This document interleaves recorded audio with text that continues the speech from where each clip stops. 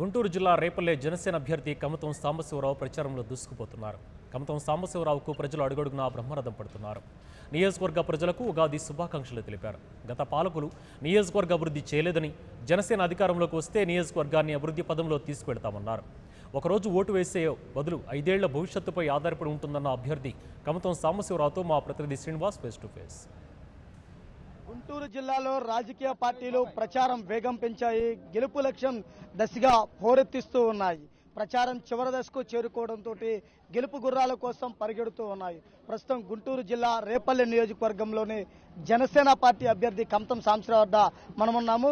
Sir, Ugadi శుభాకాంక్షలు. ఉగాది పరమదినాన మీరు ప్రజలకు ఎటువంటి భరోసా ఇస్తున్నారు? మీ పార్టీకి ప్రచారంలో ప్రజల నుంచి ఎటువంటి స్పందన వస్తుంది?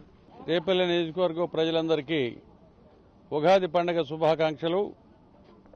ఈ ఎన్నికలు ఉగాదితోనే ఒక పెను మార్పు రాబోతుందని నేను ప్రజలందరికీ తెలియజేస్తా ఉన్నాను. చాలామంది అనుకున్నట్లుగా మంది మార్బలం మీడియా ప్రచారాల వలన ఇంకొకటో కాదు, ఇక్కడ ప్రజలు మా వెంట ఉన్నారు. ప్రజలతో మేము ఉన్నాం. మా నాయకుడు పవన్ కళ్యాణ్ గారు ప్రజా ఉపయోగ కార్యక్రమాలని ప్రకటించారు. అందుకే 100 సంవత్సరాల చరిత్ర కలిగినటువంటి భారతదేశంలోని కమ్యూనిస్టు పార్టీలను కలుపుకుని సిపిఐ, సిపిఎం అట్లాగే బీఎస్పీని కలుపుకుని ఒక 3వ కూటమిగా ఏర్పాటు చేయడం జరిగింది. ఈ 3వ కూటమి లక్ష్యాలు మీకు తెలుసు. ఒకటి, ఆంధ్రప్రదేశ్లో జనసేన పార్టీ అధికారంలోకి రావటం, తద్వారా మన నాయకుడు పవన్ కళ్యాణ్ గారు ముఖ్యమంత్రి అవటం. రెండవది, మాయావతి గారు, బీఎస్పీ నాయకురాలు మాయావతి గారిని ప్రధానమంత్రి చేసుకోవటం, మన రాష్ట్రానికి స్వయం ప్రతిపత్తిని సాధించటం.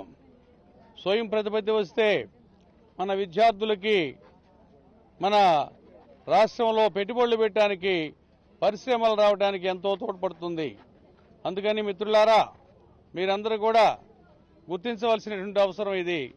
చాలా చారిత్రాత్మకమైనటువంటి అంశం ఇది.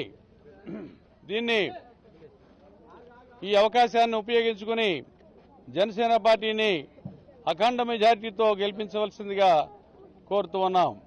అదేవిధంగా మన మిత్రపక్షమైనటువంటి బీఎస్పీని అట్లాగే వామపక్ష పార్టీల అభ్యర్థులను కూడా ఈ జిల్లాలోనూ రాష్ట్రంలోనూ గెలిపించవలసిందిగా కోరుతూ ఉన్నాను. 1000కి పైగా కిలోమీటర్లో ఉన్నటువంటి ఈ తీర ప్రాంతం ఏ దేశంలో ఏ ప్రాంతంలో కూడా లేదు. ఈ తీర ప్రాంతంలో ఉన్నటువంటి రేపల్లె నియోజకవర్గం అభివృద్ధి చెందడానికి ఎంతగానో అవకాశాలు ఉన్నాయి. ఇప్పటి వరకు స్వాతంత్ర అనంతరం 70 సంవత్సరాల తర్వాత కూడా పాలకులు ఈ తీర ప్రాంతాన్ని పట్టించుకున్న పాపం లేదు. రైతులు ఆత్మహత్య చేసుకుంటా ఉన్నారు. పంటకి రైతు పండించే పంటకి గిట్టుబాటు ధర లేదు. పంటకి బీమా పథకం లేదు. ఇవన్నీ కూడా మా నాయకుడు పవన్ కళ్యాణ్ గారు వీటన్నిటినీ కూడా పరిష్కారం చెప్పారు తన ఎన్నికల మేనిఫెస్టోలో. మీకు తెలుసు, రైతులకి వ్యవసాయం చేసుకోవడానికి ముందుగానే ఎకరానికి 8,000 రూపాయలు సహాయం చేస్తానన్నారు. అట్లాగే రైతు పండించే పంటకి గిట్టుబాటు ధర ఇస్తామని మా మేనిఫెస్టోలో తెలియజేశారు. పంటల బీమా పథకం, వృద్ధులకి 60 సంవత్సరాలు దాటినటువంటి అర్హులైన వృద్ధులందరికీ 5,000 రూపాయల పెన్షన్ ప్రకటించారు. ఇంతేకాకుండా మహిళలకి వంట గ్యాసు ప్రతి నెల ఉచితంగా సరఫరా చేస్తా అన్నారు. నెల నెల సరుకులకి బదులుగా, రేషన్ దుకాణంలో ఇచ్చేటువంటి సరుకులకి బదులుగా 2,500 నుండి 3,500 వరకు అమౌంట్ వారి అకౌంట్లలో జమ చేస్తానని తెలియజేశారు.